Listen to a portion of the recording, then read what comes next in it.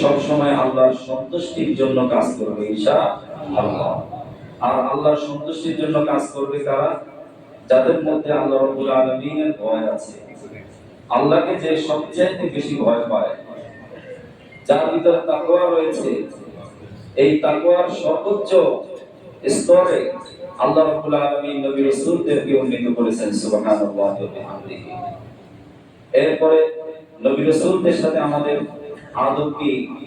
যে আল্লাহ রাব্বুল আলামিন পৃথিবীতে নবী রাসূলদেরকে পাঠিয়েছেন মানুষের হেদায়েতের বাণী, মানুষের কাছে হেদায়েতের বাণী পৌঁছানোর জন্য। আল্লাহর পক্ষ থেকে কোন কাজ করলে মানুষ দুনিয়াতে শান্তি পাবে, কোন কাজ করলে সে আল্লাহর সন্তুষ্টি পাবে, দুনিয়াতেও সফলতা লাভ করবে, আখিরাতেও সফল হবে, এমন নবী রাসূলদের সাথে আমাদের আদব হলো তাদের আনুগত্য করা, তাদের আদর্শ মতো নিজের জীবনকে চালানো, পরিবার চালানো, সমাজ চালানো। সর্বক্ষেত্রে আমরা আমাদের আদর্শ মেনে নিলাম আমাদের প্রিয় নবী জনাবে রাসূলুল্লাহ সাল্লাল্লাহু আলাইহি ওয়াসাল্লামকে। এটা যদি আমরা মানতে পারি তাহলে নবীদের সাথে আমাদের আদব রক্ষা হবে। এজন্য মুহতারাম হাজিরিন, আদবের সংজ্ঞা বলতে গিয়ে ইবনে হাজার আসকালানী রাহমাতুল্লাহি আলাইহি, যাকে হাফিজুদ দুনিয়া বলা হয়, তিনি বলেন যে আমরা মনে করি কোন ব্যক্তি একটু বিনয়ী, একটু নম্র, একটু ভদ্র, একটু খুব কাচুমাচু করে কোথাও বসে থাকে, আমরা মনে করি এই লোকটা খুব আদব শিষ্টাচার মেনে চলে। আসলে কিন্তু শিষ্টাচারের অর্থ এটা নয়। আদব শিষ্টাচার হলো যে আল্লাহ রাব্বুল আলামিন যাকে যে জন্য যে উদ্দেশ্যে, যার স্থান যেখানে হওয়া প্রযোজ্য, অর্থাৎ ন্যায়সঙ্গত, তাকে সেখানে সেই স্থানে সেভাবে রাখার নামই হলো আদব। সুবহানাল্লাহ। দৃষ্টান্ত দিয়ে তিনি বলেন যে আমরা আমাদের পায়ের যে স্যান্ডেল অথবা জুতা, এটা কত টাকা দিয়ে কিনি? যারা একটু সচ্ছল আছি অথবা যারা একটু শৌখিন, আমরা অনেকে 5,000, 10,000, 20,000 টাকা দিয়েও জুতা কিনি, কিন্তু সেই জুতার স্থান কোথায়? কোথায়? এত টাকা দিয়ে জুতা কিনি, এই জুতা কি আমরা কখনো মনে করি যে এত টাকা দিয়ে কিনেছি, এটা আমার পকেটে রাখবো, অথবা এটা আমার শোকেসে সুন্দর করে সাজায় রাখবো, আমি এটা আমার মাথায় রাখবো? এটা আমরা কখনো ভাবি? কখনো ভাবি না। আবার আমাদের মাথায় যে আমাদের সম্মানের যে একটা প্রতীক রয়েছে, এটার নাম কি? টুপি। এই টুপি কি জুতার মতো এত দামি?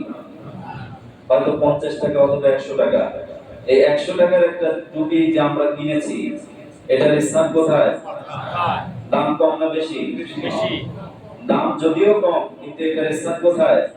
মাথায়। অর্থাৎ আল্লাহ রাব্বুল আলামিন এই পৃথিবীতে আমাদেরকে বিভিন্ন স্তরে স্তরে, বিভিন্ন ক্লাস দিয়ে, বিভিন্ন শ্রেণী দিয়ে আল্লাহ রাব্বুল আলামিন আমাদেরকে বিভাজন করেছেন, যেন আমরা যার যে স্থান সেই স্থানে তাকে দিয়ে দিই, যার যে জায়গা তাকে যেন আমরা সেখানেই তার জায়গায় বসতে দেই।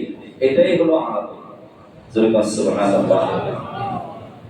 এজন্য আল্লাহ রাব্বুল আলামিন শিষ্টাচারের দৃষ্টান্ত দিতে গিয়ে সামাজিক শিষ্টাচার সম্মিলিত আল্লাহ রাব্বুল আলামিন একটি সূরা নাযিল করেছেন, যে সূরার নাম সূরাতুল হুজুরাত। এই সূরা হুজুরাতের মধ্যে আল্লাহ রাব্বুল আলামিন 10টি শিষ্টাচার পূর্ণ কথা বলেছেন, যেটা একজন মুমিন মুসলমানের জন্য অত্যন্ত গুরুত্বপূর্ণ তার জানা এবং মানা। আল্লাহ রাব্বুল আলামিন সূরাটা শুরু করেছেন এই কথা বলে যে তোমরা লা তুকাদ্দিমু বাইনা ইয়াদাইল্লাহি ওয়া রাসূলি।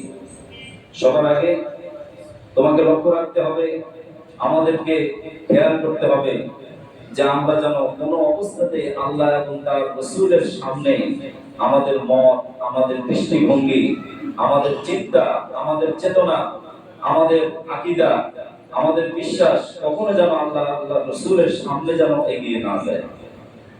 সবসময় প্রাধান্য দিতে হবে কাকে? আল্লাহ।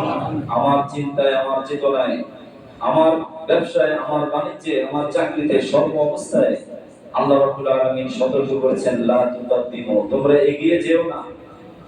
তোমাকে যে বুদ্ধি দিয়েছি, তোমাকে যে সৌন্দর্য দিয়েছি, আল্লাহ রাব্বুল আলামিন বলছেন তোমার বুদ্ধি সৌন্দর্য এটা তোমার নিজের যোগ্যতা নয়, এটা আমি আল্লাহ রাব্বুল আলামিন দয়া করে দিয়েছি। অতএব যে আল্লাহ আমি তোমার প্রতি দয়া করেছি, তুমি আমার প্রতি তোমার আদব হলো যে আমার উপরে তোমার মতকে কখনো প্রাধান্য দিবে না, সব সময় আমার মতকে তোমার মত মানবে, ঠিক কি না বলেন? এই আয়াতে কারিমার শানে নজুল রয়েছে, প্রেক্ষাপট রয়েছে।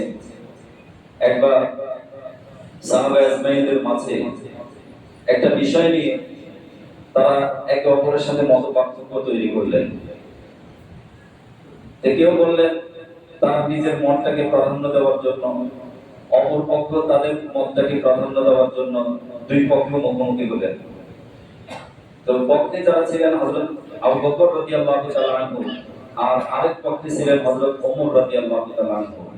ইসলামের ইতিহাসে এই দুইজন সাহাবীর মর্যাদা কম না বেশি? অর্থাৎ আল্লাহ এবং আল্লাহ রাসূলের পরে এই পৃথিবীতে ঈমানের দিক দিয়ে সবার আগে আছেন কে? হযরত আবু বকর রাদিয়াল্লাহু তাআলা। দ্বিতীয় নম্বরে হযরত ওমর রাদিয়াল্লাহু তাআলা। এই দুজনের মাঝে তাদের কথা, তাদের নিজের মতকে প্রাধান্য দেওয়ার জন্য, নিজের মতকে প্রতিষ্ঠা করার জন্য তারা চিন্তা করলেন।